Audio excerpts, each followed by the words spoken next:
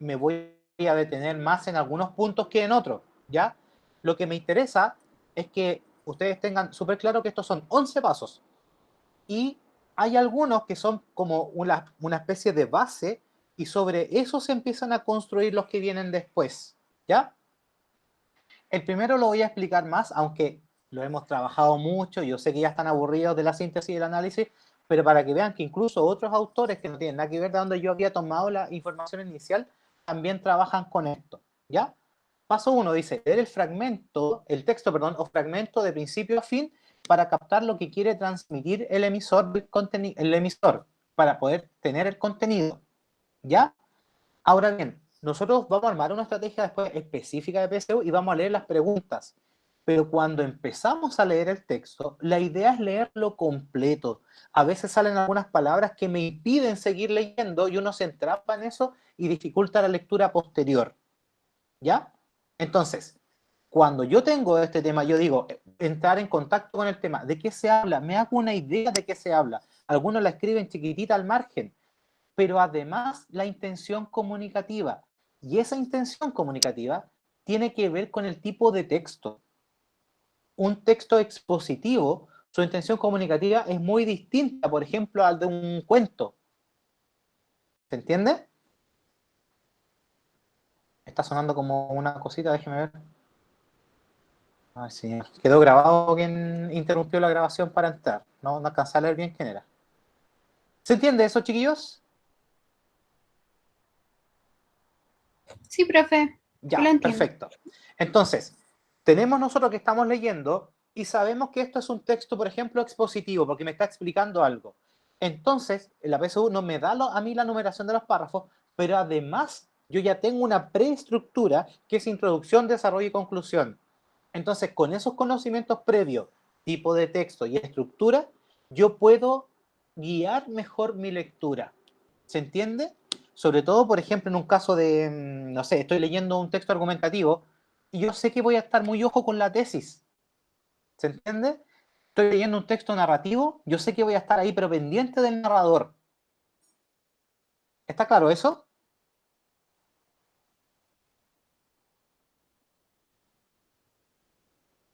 Punto 2 dice determinar el tipo de texto, la forma de los textos. Y aquí me da por lo menos 5 textos. ¿Qué me interesa a mí? Que usted reconozca estos textos, pero además sepa que además existe una separación entre lo literario y lo no literario.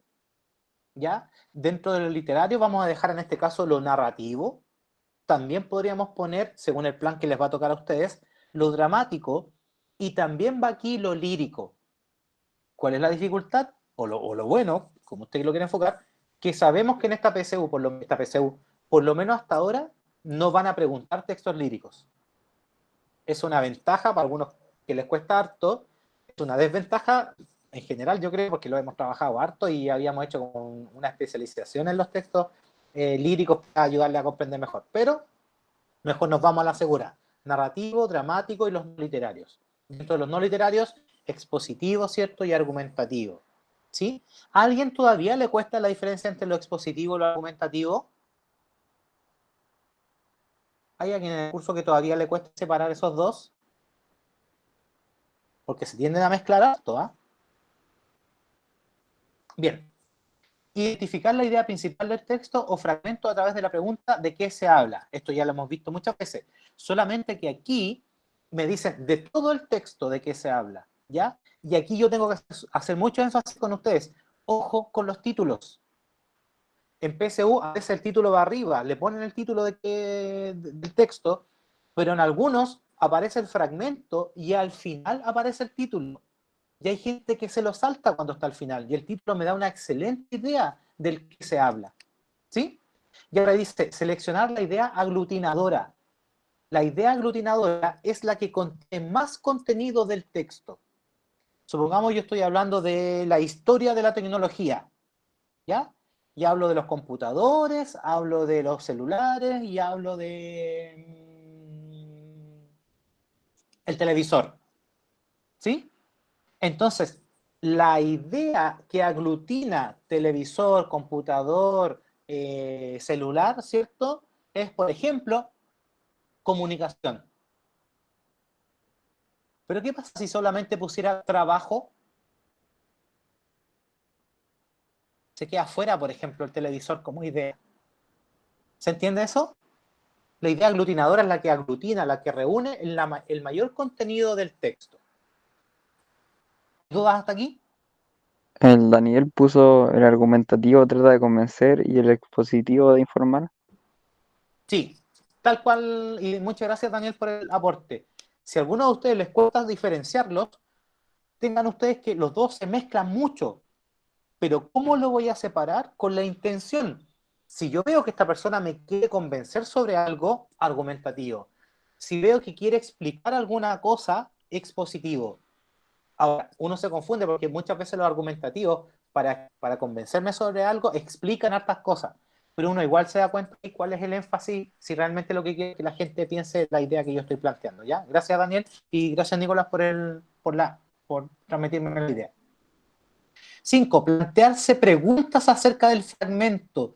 Esto implica una lectura activa.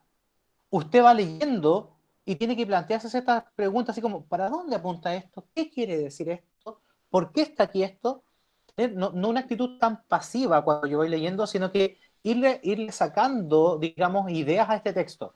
Ahora, en el punto 5, en esta clave, en este punto 5, está la clave de por qué nosotros leemos las preguntas aparte.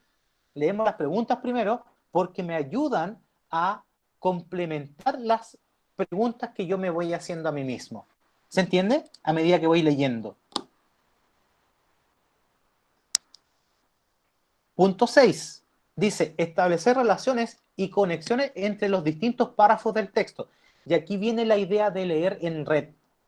Leer interrelacionadamente significa que yo leo un párrafo y ya estoy dispuesto a ver qué relación tiene con el siguiente, y con el siguiente, y con el siguiente. Pero además, y esto es difícil, podría yo decir, ¿qué relación tiene el segundo párrafo con el quinto? Y de hecho hay preguntas PSU que son así. ¿Qué relación tiene el primer párrafo con el quinto? Y aparece un tipo de pregunta que a muchas personas los deja muy en jaque mate. Les pone como una especie de tablita donde pone el párrafo 5 esto, el párrafo 8 este.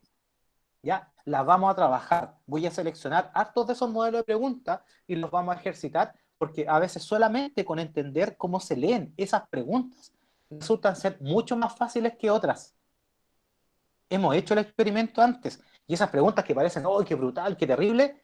Como tienen más elementos para descartar, resultan ser súper fáciles después cuando uno entiende la lógica. ¿Ya? Ahora, ¿qué relaciones yo puedo establecer? Bueno, acá me plantea dos grandes, deductiva e inductiva. ¿Ya? Esas son las principales. Deductiva de lo más amplio a lo más específico, inductiva al revés. ¿Ya? Pero además me propone que hay causa-consecuencia, problema-solución, enumeración descriptiva. Me da 7 fórmulas para yo ordenar las ideas. Por ejemplo, si yo digo, hoy en Santiago de Chile hay mucha contaminación, ¿ya? Y yo después pongo, todo esto se genera por tal cosa, yo estoy diciendo causa-consecuencia, ¿cierto? Y yo después podría poner, bueno, se ha visto que últimamente donde ha bajado el tránsito de los vehículos, ha bajado la contaminación. Ahí me está dando una posible solución. Todo esto se debe a que Santiago es un valle que no tiene ventilación, etcétera, enumeración descriptiva. Todo esto comenzó con la fundación, estoy inventando, con la fundación de Santiago para después esto. Las primeras industrias se fundaron en los años 80. Estoy inventando. Ahí yo hice una secuencia temporal. ¿Se entiende? Yo creo que de todo lo que tendrían que, como entre comillas, memorizar o aprenderse, la clave estaría aquí en estos tipos de texto que están acá. Porque me dan una estructura para establecer relaciones. No que se lo aprendan de memoria, sino que cuando usted vaya leyendo diga, aquí está el problema, aquí está la solución. El problema puede que esté en el párrafo 2 y la solución la diga en el 7. Y después la pregunta diga, ¿qué relación hay entre el párrafo 2 y el 7? ¿Se entiende eso?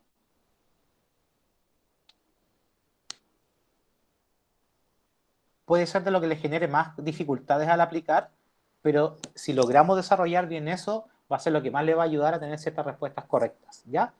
Ser capaz de establecer inferencias, hipótesis, predicciones acerca de lo leído. Bueno, El concepto de inferencia ya lo habíamos hablado antes, la deducción. ¿Qué es una deducción? ¿Se acuerda que lo hablamos? Es aquello que no se dice explícitamente en el texto. Y me ayuda a mantener el vínculo entre lo explícito y lo implícito, ¿ya? Y el punto 8 tiene mucha relación con el punto 5. Me dice, visualizar un esquema o dibujo o mapa conceptual mientras voy leyendo. Entonces, no es que usted se ponga a hacer un mapa conceptual mientras va leyendo. En este momento puede que no estemos preparados para eso. Ahora, si después logramos mejorar la velocidad de lectura, no habría problema. Pero yo les invito a rayar su texto, a ponerle circulitos en las ideas, a destacar, si estamos trabajando con textos digitales, a destacar como yo les voy mostrando, para poder ir demostrándonos, es decir, demostrarnos a nosotros mismos que estamos entendiendo esta cuestión. Cuando ustedes son lectores pasivos, cuando no marcan nada, cuando no anotan ninguna idea, por ejemplo, yo aquí tengo muchas cositas que fui anotando de los textos a medida que lo iba leyendo. Como son PDF, me cuesta rayar ahí, las anoto aparte. Entonces, voy siendo un lector activo, le hago preguntas, establezco relaciones, voy haciendo todos los pasos anteriores, pero además voy visualizando una especie de esquema respecto a lo que yo voy leyendo. Después, punto 9 dice, clasificar los encabezados de las preguntas de acuerdo a las competencias o habilidades requeridas. Y aquí está la clase anterior. ¿Se acuerda cuando vimos los tipos de habilidades que mide la nueva prueba de competencia? Esto es clave, no tanto como para aprendérselo de memoria, sino para entender qué es lo que me están preguntando. ¿Ya? Hay mucho ruido acá en mi casa, no sé si ustedes lo pueden percibir. ¿Les llega la grabación?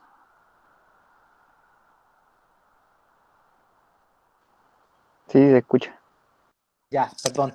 Ambulancia, bomberos, calamanza, escoba, no sé por qué. De ahí voy a salir a mirar. Y les cuento. Entonces, estas competencias se ordenan primero de lo explícito, después de lo implícito, ¿cierto? Y después evaluar. ¿Se acuerda que cuando vimos si esto se hacía bien o se hacía mal? ¿Se acuerda que vimos lo que era la competencia de evaluar? Después dice monitoreo metacognitivo. Metacognición significa aprender a aprender. Entonces, monitoreo metacognitivo, y aquí tenganlo súper claro, chiquillos, sobre todo en este contexto que estamos ahora, yo les voy a proponer un montón de ejercicios y todo eso, pero cuando usted lo haga, no diga, voy a hacer esta tarea por el profe. No lo enfoque así. Sobre todo en este contexto que no hay nota, no hay nada de por medio. Si usted va a hacer el ejercicio, hágalo para demostrarse a sí mismo que está comprendiendo, pero por sobre todo, hágalo para evaluar si usted está comprendiendo o no.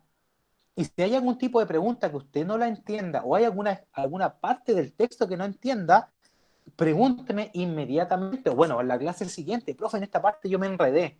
O por ejemplo, cuando hagamos las correcciones, profe, sabe que yo aquí puse la B y usted acaba de decir que es la A, pero no entiendo por qué es la A. ¿Ya? Eso es lo más importante ahora. El monitoreo metacognitivo implica asumir a mí mismo la responsabilidad de entender esto, ¿ya? De ponerse desafíos a sí mismo.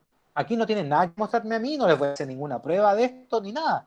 Pero usted tiene que demostrarse a sí mismo que es capaz de distinguir qué me están pidiendo cuando estoy leyendo el texto, cómo lo voy a resolver, ¿cierto? Voy a aplicar estrategia y también cómo me resultó. Es decir, en este momento, si usted marca una respuesta incorrecta, no es para nada grave porque es una pista para saber lo que hay que mejorar. Pero si usted ni siquiera hace el ejercicio, o si lo hace al lote, o lo hace como por cumplir, no le va a sacar provecho a esto.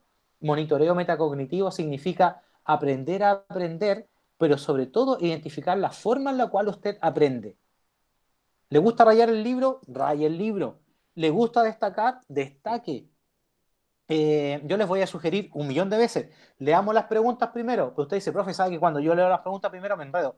Bueno, yo le ayudo a cambiar la estrategia entonces. ¿Sí? Y el último, que es uno de los más relevantes, dice evaluar la intención comunicativa del emisor. Y aquí esto se combina con el anterior, ¿se acuerda? Con los tipos de texto, pero esto va más allá. Porque, por ejemplo, yo sé que el autor ya me quiere convencer sobre algo, ya sé que es argumentativo, pero si está siendo irónico, si está siendo sarcástico. ¿Se acuerda que una vez leímos un texto donde la autora, Ángeles Mastreta, siempre me acuerdo, de hecho, si quieren se los muestro de nuevo, mándenme un mensajito después en el chat para decir si quieren que lo traiga de nuevo. La autora decía, por ser mujer siempre me toca el privilegio de hacer el café. ¿Se acuerda de ese texto? Lo vimos hace harto tiempo, a mí me gustó, que mucho le llamó la atención eso. Ella está siendo sarcástica ahí. Hacer el café para otro no es un privilegio. Y se queja y reclama, y justo en ese momento se quemó, ¿ya? Y ahí tiene como otra reflexión que también tiene que ver como con una ironía o con un sarcasmo, o ser así como burlón incluso, ¿ya? Hay muchas preguntas que con la intención comunicativa y que apuntan a estas ironías o a estas burlas, que muchas veces están como escondidas, sobre todo, por ejemplo, cuando hablan del tono, ¿ya? Cuando tiene un tono como objetivo, es decir, no da su opinión, cuando tiene un tono, digamos, sarcástico o escéptico, cuando yo digo, permítame dudar de ello, estoy siendo escéptico, por ejemplo. ¿Pero qué? ¿Escéptico? Escéptico es la persona que duda de lo que le están diciendo. Por ejemplo, a mí me dicen, no, mire, yo creo que lo mejor para usted es que utilicemos el uniforme escolar. Es súper bueno. Y usted dice, no creo que eso tenga mucho que ver con el aprendizaje. No hay evidencia sobre ello. Usted está siendo escéptico, está dudando de lo que dicen, pero además, por ejemplo, si el otro le responde, oye, pero hay estudios que dicen que los colegios que usan uniforme tienen mucho mejor rendimiento. Y usted le dice, pero habría que revisar a lo mejor los mecanismos de selección que tienen esos colegios. ¿Se entiende? Eso es ser escéptico, dudar de lo que se está diciendo. Y siempre como que se defiende la postura de esa persona. Exactamente, exactamente. Por ejemplo, cuando yo veo que hay un tono escéptico, yo en el fondo estoy dudando de lo que dice el otro, pero lo hago con la estrategia de defender mi propia postura.